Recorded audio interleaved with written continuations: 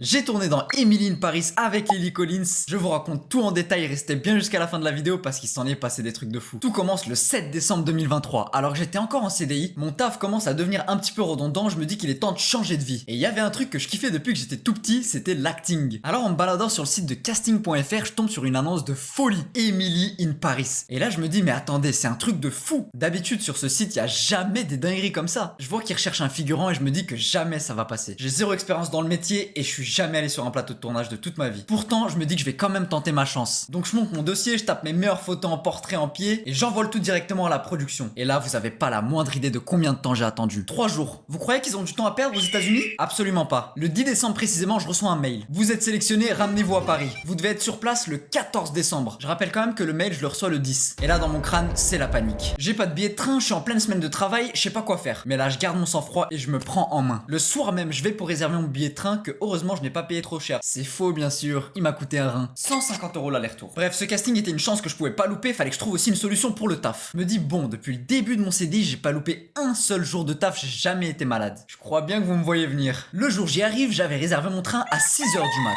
Le casting est à 14h, j'arrive à Paris, il était 9h. Ma première mission est d'appeler le taf et trouver une excuse. Sauf que cette mission va très vite se transformer en cauchemar. Et oui, je suis à Paris, j'ai pas d'hôtel, les rues sont bruyantes, les gens ils gueulent, ça klaxonne. Et moi qui ai trouvé comme seule excuse que j'étais malade, je suis censé être chez moi dans mon lit en train d'agoniser. Donc je me balade dans les rues de Paris, je cherche un endroit calme mais je trouve rien. Je commence à paniquer parce qu'au taf j'étais censé me rendre à 10h. Ça veut dire que si à 10h je les ai pas appelés, c'est eux qui vont m'appeler. Et là je rentre dans le Louvre, je vais dans le sous-sol mais non, trop bruyant, il y a trop de touristes, ça braille dans tous les sens, impossible. Je ressors, je me balade dans les rues et là je tombe sur un hôtel de luxe. Emily in Paris étant une série chic, je suis sapé comme jamais. Je rentre dans l'hôtel, je traverse l'accueil, ils me calculent absolument pas. Et je me dirige directement vers les toilettes. J'ai eu beaucoup de chance parce qu'il y avait personne à ce moment-là. Donc je passe mon petit appel, je prends ma meilleure voix de mec malade. Allô boss? Ouais, je suis malade, j'ai vomi toute la nuit, je pourrais pas venir au taf aujourd'hui. Mais là ma boss est sceptique au téléphone. Absolument pas, ça passe nickel. La boss me dit bah écoute, c'est pas grave, soigne-toi bien. Elle raccroche et c'était fini. La première mission, mesdames et messieurs, est un succès. Arrive cependant bien vite l'heure du casting. Je décide donc d'appeler mon meilleur Uber pour qu'il vienne me chercher et m'emmène au casting. Bien sûr que non, je n'ai pas d'argent. Vous avez oublié? Donc je prends mon meilleur métro. J'arrive au casting, hôtel de luxe, champagne, apéro. Pas du tout. C'était à Pôle emploi. Donc je rentre à Pôle emploi, il y a personne. Là j'aperçois deux filles qui sont quand même bien habillées. Je me dis que je vais aller leur parler et j'ai de la chance, elles font partie aussi du casting. On traîne un petit peu, on cherche l'accès quand tout d'un coup un gars sort de nulle part. Le mec vient nous chercher, il nous emmène dans une salle où il y a 40 personnes. À partir de là, on s'assoit tous dans la salle et on cogite à ce qui va nous arriver. Et là, la prod arrive enfin. Il nous distribue des petites feuilles qu'on doit remplir. Est-ce qu'on est résistant au froid? Parce que le tournage se faisait en hiver et qu'on filmait une scène d'été. Sommes-nous à l'aise avec l'anglais? Et est-ce qu'on serait prêt à poser nu? Là, je me dis que celle-là, c'est chaud de la cocher, ça va pas être possible. Je mets oui. Me jugez pas, je voulais mettre toutes les chances de mon côté. S'enchaîne ensuite une séance photo où on était allés tous faire la queue en attendant que le photographe prenne les clichés. Il nous prend en photo et ensuite tout le dossier part directement aux USA. À ce moment-là, le casting est terminé. Chacun retourne à ses occupations. Moi, je vais faire un petit tour dans Paris, je reprends mon train et je rentre chez moi. Comme vous le savez, j'en avais un petit peu marre de mon taf. Alors quelques temps après ça, je finis par démissionner. Et là, ma nouvelle vie commence. Ça part sur un petit voyage au Canada pour rendre visite à mon meilleur pote pendant 3 semaines. J'en profite pour faire une petite escale à New York. D'ailleurs, si vous voulez plus de détails sur les étapes de ma vie qui ont mené à ma démission, je vous invite à aller voir ma vidéo de ma rencontre avec Squeezie. Normalement, elle est apparue juste ici. De retour de mes vacances du Canada, j'avais complètement zappé le casting. Pour tout vous dire, je pense que j'avais même perdu espoir à ce moment-là. Après ça, quelques semaines passent et le 6 février, il m'appelle. Monsieur, vous avez été sélectionné. Pardon? Allez, c'est reparti pour un petit tour de panique. Cette fois-ci, on est à 3 jours du tournage. Le soir même, je reprends mon billet de train qui, encore une fois, vous l'aurez deviné, me coûte un bras. Et en plus, je dois réserver un hôtel. Bah oui, parce que ce que je vous ai pas dit, c'est que le tournage se fait de 15h à minuit. Je réserve mon petit hôtel miteux le plus proche possible du casting, qui était d'ailleurs en dortoir, mais je vais y revenir. Le jour, j'y arrive, ding dong, je prends mon train, il est 6h du mat. J'arrive à Paris, je visite un petit peu en attendant le casting et je dépose mes affaires à l'hôtel. Et à ce moment-là, je dois préparer ma tenue. Parce que oui, le rôle qui m'a été assigné est celui d'un photographe professionnel. Et ça, c'est classe quand même. Arrive l'heure du rendez-vous, donc là, je tape mon meilleur métro avec mon petit costume et j'arrive sur le lieu du rendez-vous. Et là, par contre, les belles choses commencent. Une fois sur place, l'équipe de tournage nous prend en charge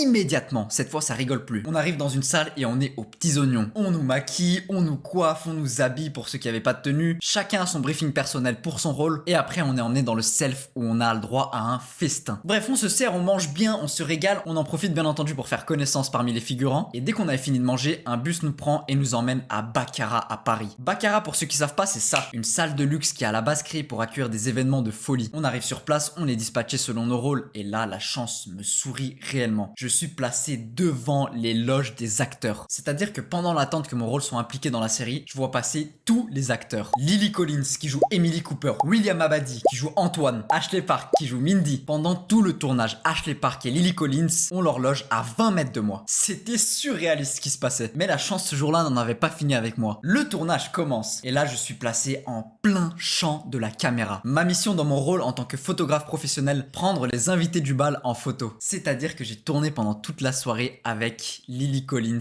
qui jouait littéralement à côté de moi. Ce qui fait que plusieurs fois on a eu la chance d'échanger avec elle pour le bon déroulement du tournage. Le tournage se déroule, il fait froid, j'ai mal aux pieds à cause des chaussures de ville, mais l'excitation et l'adrénaline ce jour-là me faisaient tout oublier. Et à un moment, le tournage est en pause. Tous les acteurs s'en vont dans les loges, sauf William Abadi. Donc là, je me dis une chose, c'est maintenant, c'est l'occasion de parler à un des acteurs. Je me présente à lui, je lui serre la main, et là, le mec est hyper sympa et hyper réceptif. On discute un petit peu, je lui raconte un peu ma vie, mes projets, il en fait de même, et il me donne même des conseils pour le tournage. Ça, c'était exceptionnel. Le tournage est sur le point de reprendre. William me donne une petite tape dans le dos, comme si j'étais son pote, et je m'en vais reprendre ma position. À partir de là, le tournage se déroule tranquillement, et on finit à 1h du mat. Une fois le tournage fini, les acteurs s'en vont, tout le monde s'en va, le bus nous ramène à l'endroit de rendez-vous, et je reprends le métro, puis je rentre à l'hôtel. Là-bas, je dois pas faire le moindre bruit, tout le monde est en train de dormir, et je le rappelle, c'est un dortoir avec 8 lits à l'intérieur. Je suis explosé de ma journée, je me couche, je m'endors direct. Le lendemain, j'avais mon train le soir, donc je refais un petit tour à Paris, puis je suis reparti pour 3 heures de train et je rentre chez moi. Mais à ce moment-là, mes surprises ne sont pas terminées. La première folie qui m'arrive, c'est que William Abadi like mon dernier post Instagram. Et ça, franchement, c'était un clin d'œil de sa part qui était vraiment cool. Mais là, la question fatidique, c'est est-ce qu'on me voit dans la série? Moi qui ai fait tout mon possible pour être le plus visible dans le champ de la caméra quand je tournais avec Lily, ce qui fait que là, c'est des longs mois d'attente. Mais arrive le 15 août 2024 et sort officiellement la première partie de la saison 4 d'Emily in Paris. Je commence à regarder la série et là, je capte tout de suite que c'est dans l'épisode 3 que se déroule ma scène. J'arrive à l'épisode 3 et le stress est immense. Mais là, la magie a opéré. On me voit dans la série. Je suis comme un ouf ce jour-là. Le moment où on me voit, c'est en fait l'épisode 3 de la saison 4 qui s'appelle Au bal masqué. Et c'est dans cette scène juste ici où on voit le fond de Baccarat et Emily qui est en train de rentrer au bal pour l'événement. Et là, hop, à ce moment-là, on peut m'apercevoir en train de prendre mes meilleures photos. Ça se voit que j'étais concentré quand même. Et c'est même pas tout, parce que dans cette scène-là, lorsque Emily Cooper sort du bal pour aller parler avec Mindy, hop, on me voit encore prendre quelques petites photos. Je vous jure que là, en revisionnant ces images avec vous, j'arrive toujours pas à m'en rendre compte. Faut le dire, c'était quand même une expérience de fou. Et j'ai tellement kiffé cette journée. Et les acteurs qui ont joué avec moi ce jour-là, je tenais encore une fois à les remercier parce qu'ils ont été tellement gentils et professionnels. Surtout William Abadi qui m'a donné des précieux conseils sur le tournage. Les amis, cette histoire de dingue et cette vidéo touche à sa fin. Si vous souhaitez me soutenir, vous savez exactement ce qu'il vous reste à faire. Sur ce, pour conclure les amis, tentez toujours votre chance. L'espoir zéro n'existe pas. Moi, je vous souhaite une bonne soirée ou une bonne journée selon quand vous regardez la vidéo. C'était Alexplore. Ciao tout le monde.